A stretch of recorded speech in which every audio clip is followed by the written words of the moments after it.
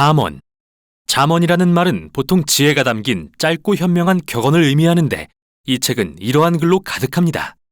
그중 대부분은 이 책의 중앙인 10장에서 29장에 있지만 사실 잠언에는 훨씬 더 많은 것들이 기록되어 있죠. 특히 초반에 1장부터 9장, 그리고 결론인 30, 31장의 말이죠.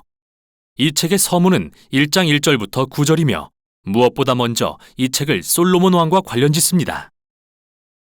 열왕기상 3장에서 솔로몬은 하나님께 이스라엘을 잘 다스릴 수 있도록 지혜를 구하고 하나님은 그를 고대의 가장 지혜로운 자가 되게 하시죠.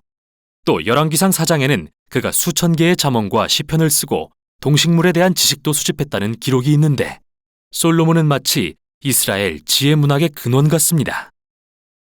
이 책 전체를 그가 직접 쓴 건 아니지만 이스라엘의 지혜 전통이 그에게서 시작됐으니까요.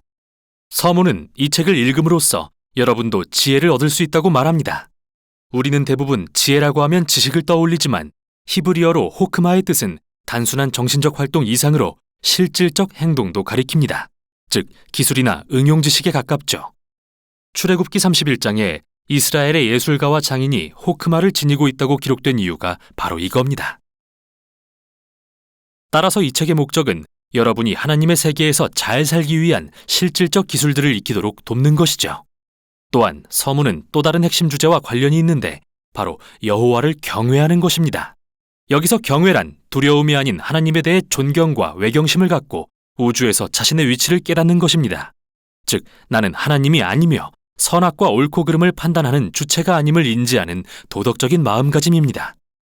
오히려 하나님 앞에서 자신을 낮춰 하나님이 정의하신 옳고 그름을 인정하는 것이죠. 설령 그게 마음에 들지 않을 때라도요. 이제 서문이 끝나고 본문 첫 부분인 1장부터 9장으로 넘어가는데요. 이 부분에도 짧은 한 줄짜리 격언은 없습니다.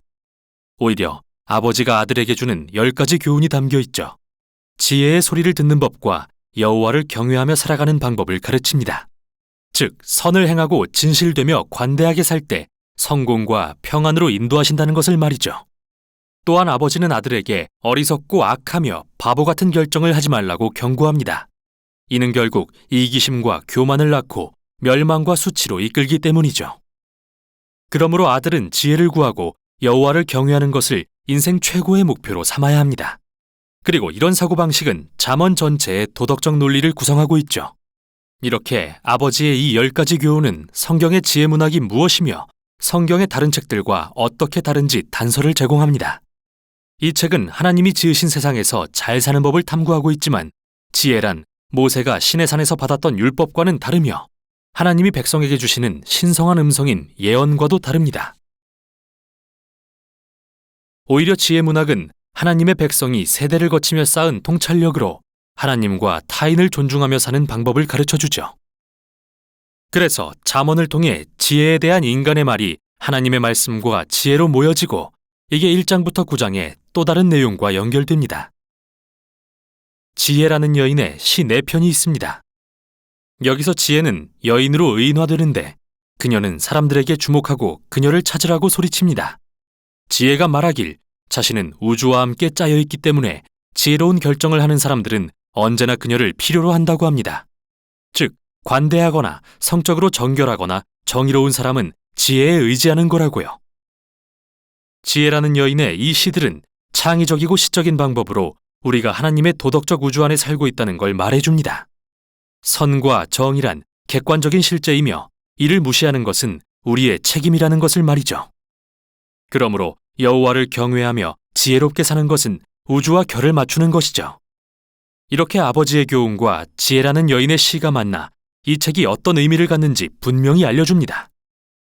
여러분은 단지 좋은 조언을 읽는 게 아니라 선조들로부터 지혜를 배우라는 하나님의 초청을 읽는 것이라고요.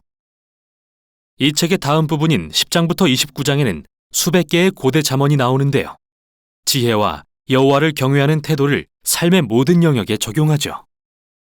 가족, 직장, 이웃, 우정, 성, 결혼, 재정, 분노, 용서, 술, 빚 등 모든 영역에요. 그리고 이 잠언들은 1장부터 9장의 가치체계로 걸러진 것들이며 한결같이 매우 짧고 기억하기에 쉬운 것들인데요. 사실 이 부분은 인생의 여정에서 다시 보고 또 보며 참고할 수 있는 내용으로 쓰인 것이죠. 이제 중요한 문제는 이 잠언을 어떻게 읽을 것인가입니다. 먼저 모든 잠언은 본질적으로 개연성에 대한 것입니다. 만일 우리가 여호와를 경외하고 지혜롭고 선한 결정을 내린다면 모든 일이 잘 풀리겠지만 여호와를 경외하지 않고 어리석게 산다면 삶은 아마도 잘 풀리지 않겠죠. 실제로 이런 경우가 많겠지만 항상 그런 건 아닌데요. 그래서 다음 요지는 잠언은 언약이 아니라는 것입니다. 잠언은 성공을 위한 공식이 아닙니다.